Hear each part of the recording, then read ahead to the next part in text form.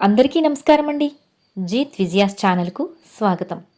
ఇప్పుడు మనం కొన్ని పురాణ కథలు గాథలు చెప్పుకుందాం. శిలాదుని కథ. పూర్వం శిలాదుడు అనే ఋషి సంతానం కోసం చాలా కాలం తపస్సు చేసి ఆ పరమశివుని అనుగ్రహం పొందాడు. శివుడు ప్రత్యక్షమై వరం కోరుకోమన్నాడు. నీపై భక్తిగల 2 కుమారులను నాకు ప్రసాదించు స్వామి అన్నాడు శిలాదుడు.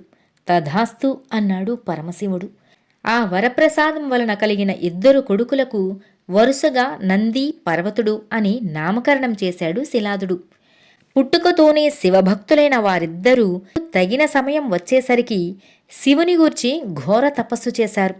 వారి తపస్సుకు మెచ్చిన శివుడు ముందుగా నందికి ప్రత్యక్షమై ఏం వరం కావాలో కోరుకోమన్నాడు. అందుకు నంది సంతోషించి, స్వామి, సర్వదా నీవు నాపై నివసించాలి, నిన్ను మోసే భాగ్యం నాకు ప్రసాదించు అన్నాడు. అలాగే అని అనుగ్రహించాడు ఆ పరమేశ్వరుడు. నంది నందీశ్వరుడుగా పేరు పొందాడు. నంది పర్వతరూపం పొందాడు. శివుడు దానిపై వెలశాడు. అదే శ్రీశైలానికి సుమారు 200 కిలోమీటర్ల దూరంలో ఉన్న నంద్యాల పక్కనే ఉన్న మహానంది క్షేత్రం. తరువాత పర్వతునికి ప్రత్యక్షమయ్యాడు పరమశివుడు. వరం కోరుకోమన్నాడు. అందుకు పర్వతుడు, స్వామి, పర్వతరూపం దాల్చిన నాపై నీవు ఎల్లప్పుడూ నివసించాలి. నేను తపస్సు చేసిన ఈ స్థలంలో నీవు పర్వతలింగ నామధేయంతో వెలసి ఈ పర్వత శిఖరం చూసినంత మాత్రానే భక్తులకు పునర్జన్మ అనేది లేకుండా మోక్షం కలగాలి. సమస్త తీర్థాలు, సకల దేవతలు ఇక్కడ సన్నిధానం పొంది ఉండాలి అని కోరుకున్నాడు. అలాగే ఆ వరాన్ని కూడా ప్రసాదించి పరమేశ్వరుడు అదృశ్యుడయ్యాడు. పర్వతుడు శ్రీపర్వతమయ్యాడు. పరమశివుడు పర్వతలింగమయ్యాడు. కాలాంతరంతో శ్రీపర్వతం శ్రీశైలంగా పిలువబడుతోంది. పర్వతలింగం మల్లికార్జున లింగమయ్యింది. ఇది శిలాదుని కథ.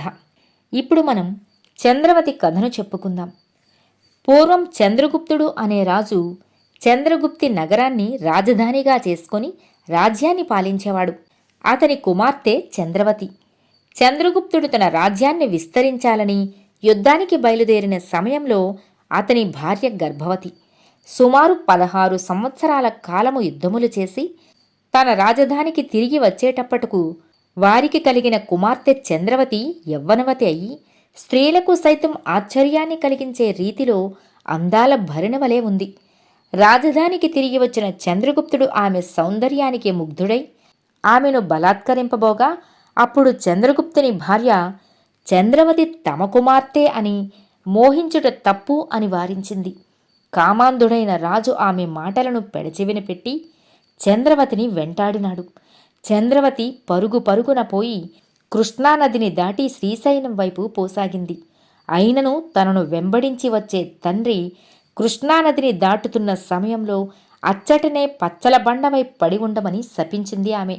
ఆ తరువాత చంద్రవతి శ్రీశైలమునకు వచ్చి మల్లెపువ్వులతో స్వామిని సేవించుచూ కాలమును గడపసాగింది.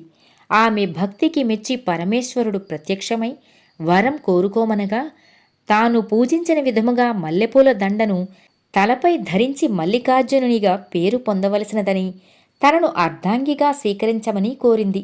అందుకు స్వామి సంబరపడి తాను ఇచ్చటనే మల్లికార్జునుని పేరుతో పూజింపబడతానని, భ్రమరకీట న్యాయముగా భక్తులను చూస్తూ చంద్రవతి భ్రమరాంబ అనే పేరుతో తన చెంత ఉండగలదని అన్నాడు.